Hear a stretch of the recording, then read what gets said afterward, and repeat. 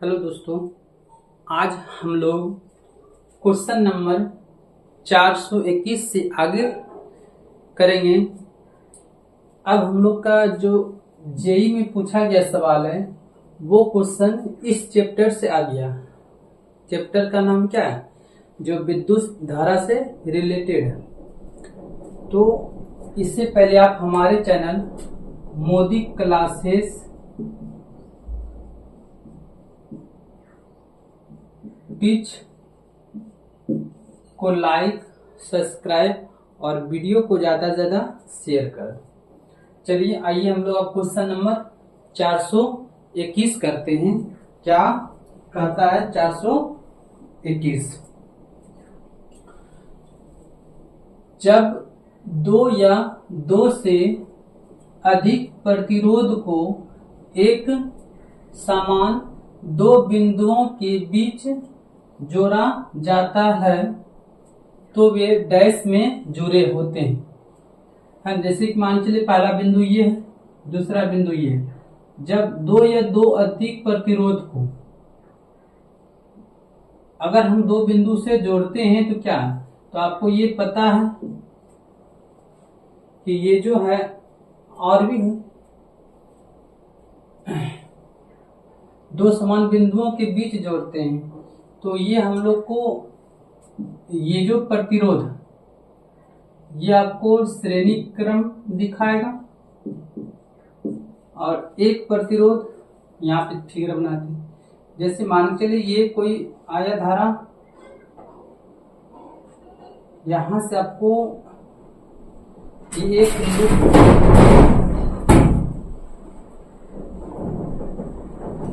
ये आपको समानांतर क्रम में दिखाएगा। तो ये जो पहला नंबर इसका ऑप्शन है ये समानांतर क्रम होगा। ये आरआरबी जेई 22/5/2019 का आफ्टरनून शिफ्ट में आया हुआ सवाल है। आगे बढ़ते हैं। Question number 422। डैश पदार्थ की भौतिक राशि है जो संख्यात्मक रूप से उसी पदार्थ से बने 1 मीटर लंबे और 1 वर्ग मीटर अनुप्रस्थ काठ वाले एक छड़ के प्रतिरोध के बराबर होती है। पहला ऑप्शन है चालकता, दूसरा है आवेश, तीसरा है प्रतिरोध, चौथा है प्रतिरोधकता। तो ये आपको प्रतिरोधकता यहाँ पर होगा। ये आरआरबी जेई 22/5/2019 का इवनिंग शिफ्ट का सवाल पूछा गया है। आगे बढ़ते हैं।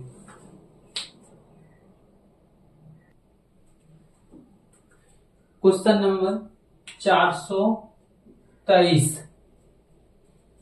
जब दो या दो से अधिक प्रतिरोधों को एक दूसरे के साथ क्रमवार जोड़ा जाता है तो वे डैश जुड़े होते हैं।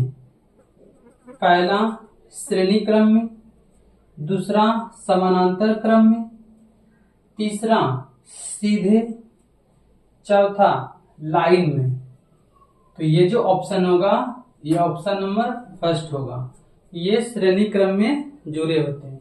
ये आरआरबी जेई 23/5/2019 का मॉर्निंग शिफ्ट में पूछा गया सवाल है। आगे बढ़ते हैं।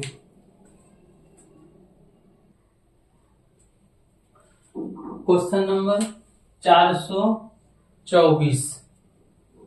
घरेलू वायरिंग में परिपथ कैसे जुड़े हुए होते हैं?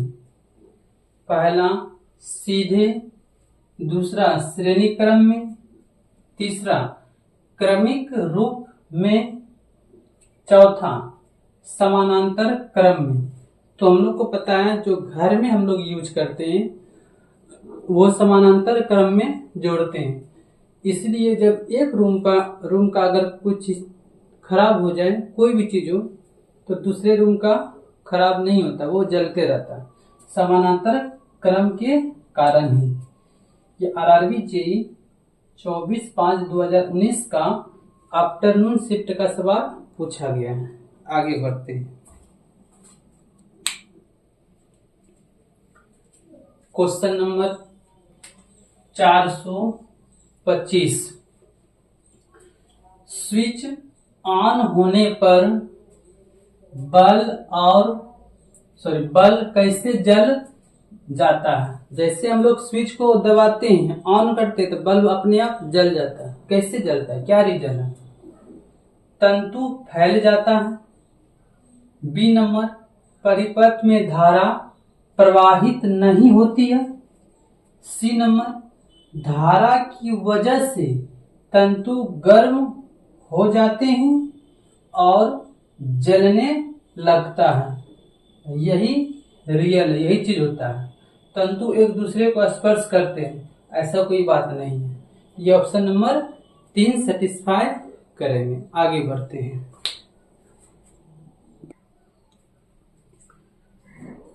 Question number 426। एमीटर का प्रतिरोध डैश होता है जिससे अधिकतम धारा इससे होकर प्रवाहित हो सके। पहला नंबर का अत्यधिक, अगर प्रतिरोध ज्यादा होगा तो फिर धारा तो जा ही नहीं पाएगा। बहुत कम, तीसरा अनंत, चौथा ऑप्शन दिया है अधिक। तो प्रतिरोध जितना कम होगा उतना ज्यादा धारा एक स्थान से दूसरे स्थान जा पाएगा। तो इसका मतलब ऑप्शन बी सेटिस्फाई करेगा। ये आरआरबी जेई 25/5/2019 का इवनिंग शिफ्ट का सवाल पूछा गया है। आगे बढ़ते हैं।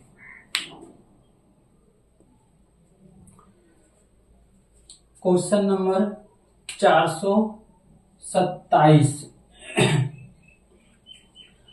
विद्युत स्विच की मरम्मत करते समय इलेक्ट्रीशियन को रबर के दस्ताने क्यों पहनने चाहिए?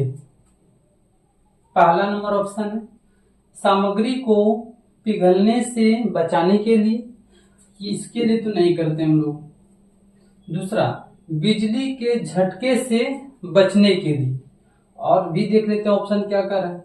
स्विच को साफ करने के लिए, ये कहिए होगा स्विच को साफ करने के लिए पहनते हैं, कभी नहीं। उपकरणों को आसानी से हैंडल करने के लिए, ये भी सही नहीं है। इसका मतलब ऑप्शन क्या है, बी है। हम लोग झटके से बचने के लिए ही रबर का प्रयोग करते हैं। आरआरबी जेई 26/5/2019 का मॉर्निंग शिफ्ट का ये सवाल पूछा गया है। आगे बढ़ते हैं।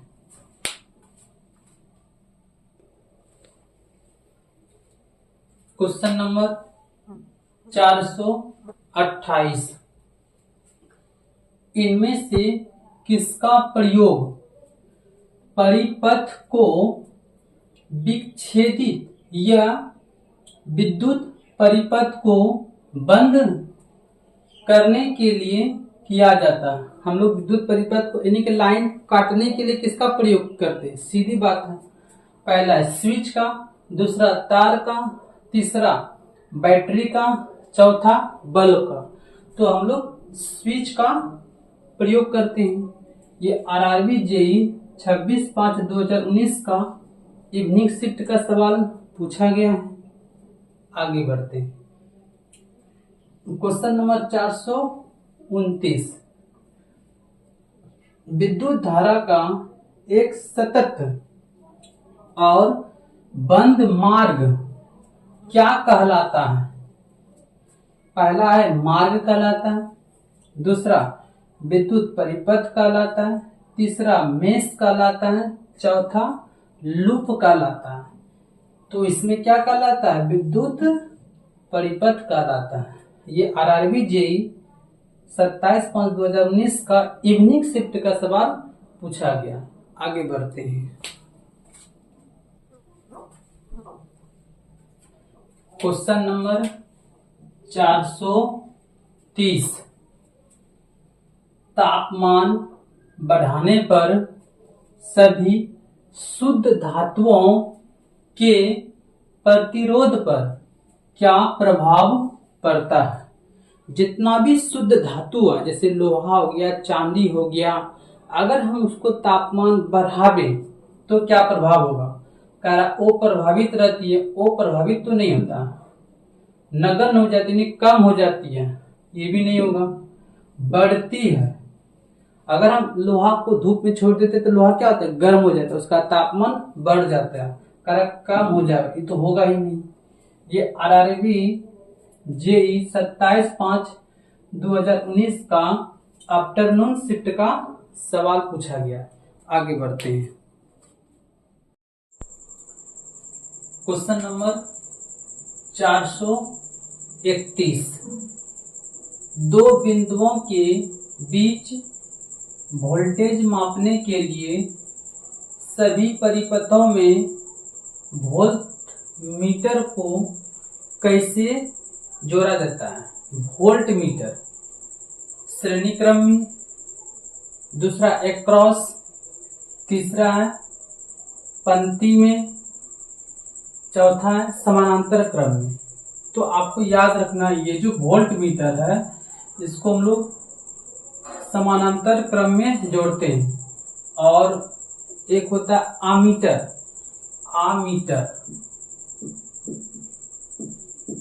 आमीटर को हम लोग श्रेणी क्रम में जोड़ते हैं, श्रेणी क्रम में। ये ध्यान रखना। ये RRB JEE 30/5/2019 का आफ्टरनून शिफ्ट का सवाल पूछा गया। आगे बढ़ते। क्वेश्चन नंबर 432 हुआ। 432। निम्नलिखित में से कौन सा किसी परिपथ में विद्युत शक्ति को निरूपित नहीं करता है? नहीं करता है, इसके बारे में ये बोल रहा है। तो IR² निरूपित नहीं करता है, ये तो करता है। I²R होता ही है, V²R होता है, ये VI होता भी है, लेकिन ये IR² नहीं होता। ये RRB JEE 30/5/2019 का इवनिंग शिफ्ट का सवाल पूछा गया है। आगे बढ़ते हैं।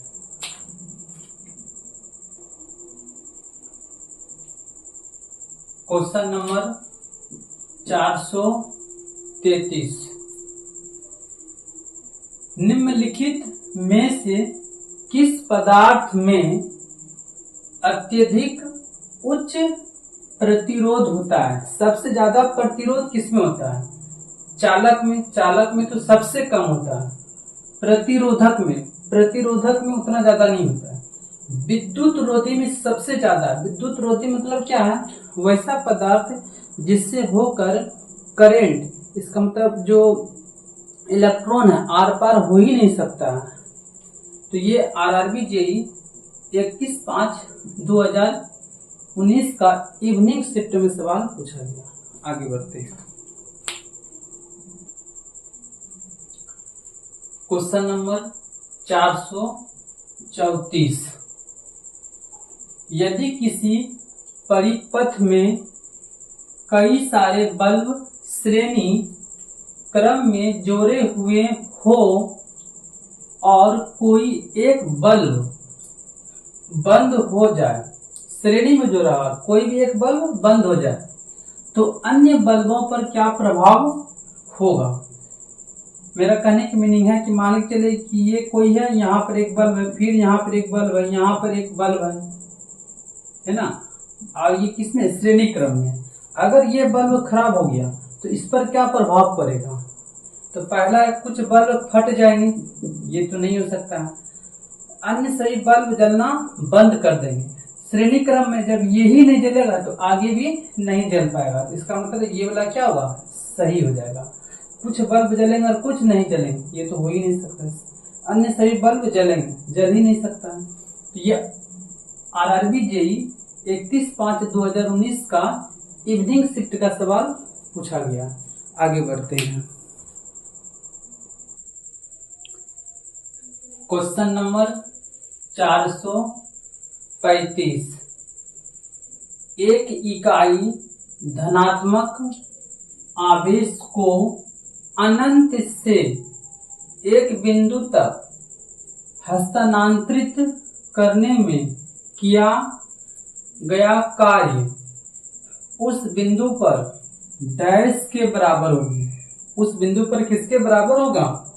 पहला ऑप्शन विद्युत विभव, दूसरा प्रतिरोध, तीसरा आवेश, चौथा धारा।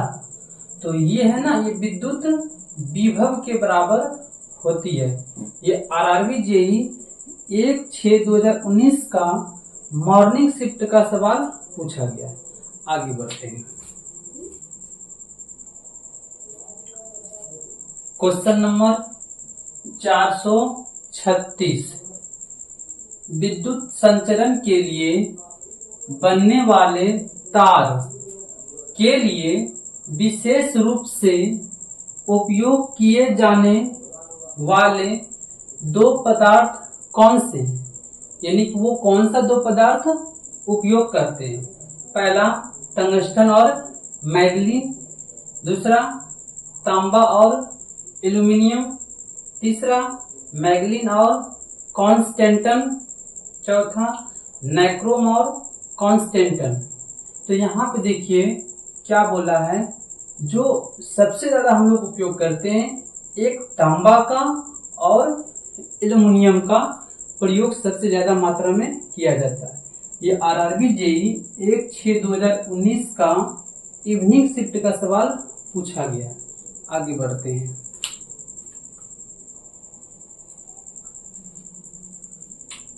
Question number 437। किसी परिपथ में प्रयुक्त उस परिवर्ती प्रतिरोध को क्या कहा जाता है जो प्रतिरोध की एक लंबी कुंडली पर गतिशील संपर्क द्वारा संचालित होता है? पहला है सेल, दूसरा रियोस्टेट, तीसरा है स्विच, चौथा है प्रतिरोध। तो हम लोग इसमें रियोस्टेट का प्रयोग करते हैं। रियोस्टेट का प्रयोग वहां हम करते हैं जहां पर प्रतिरोध को घटाने की आवश्यकता हो या बढ़ाने की आवश्यकता हो। वहां पर घटाकर या बढ़ाकर हम लोग विद्युत धारा को प्रभावित कर सकते हैं। वहां पर किसका प्रयोग हुआ? रियोस्टेट का प्रयोग होता है।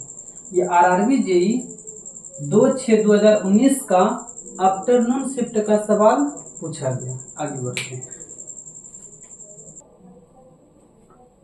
Question number 438।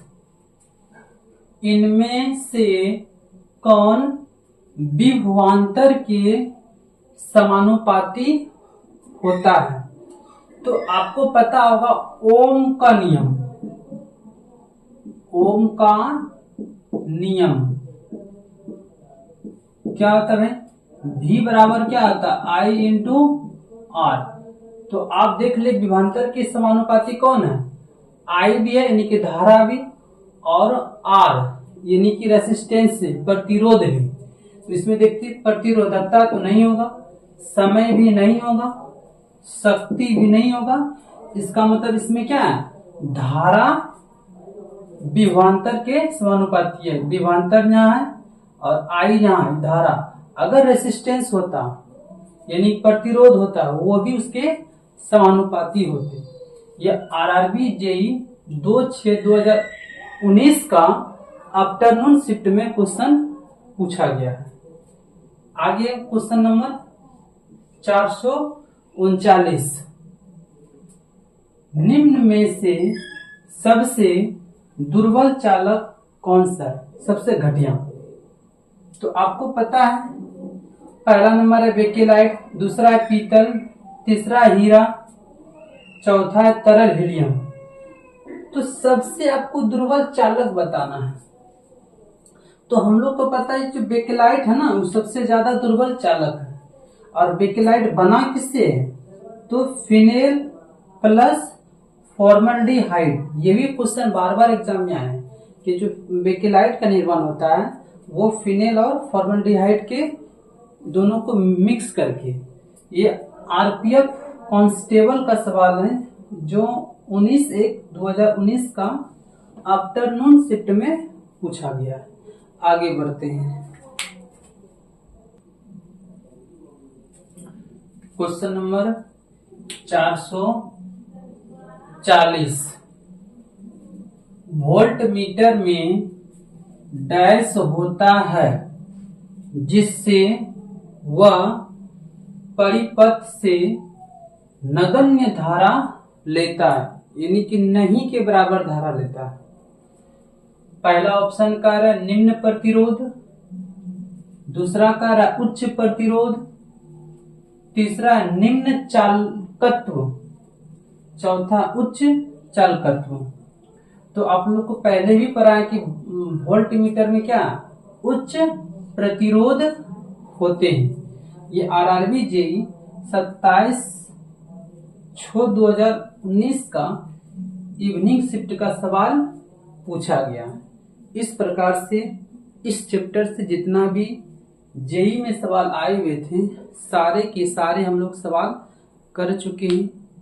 हम लोग 440 तक आ चुके हैं। अब इससे आगे अगले वीडियो में आपको प्रोवाइड करा दिया जाएगा। इससे पहले आप हमारे चैनल मोदी क्लासेस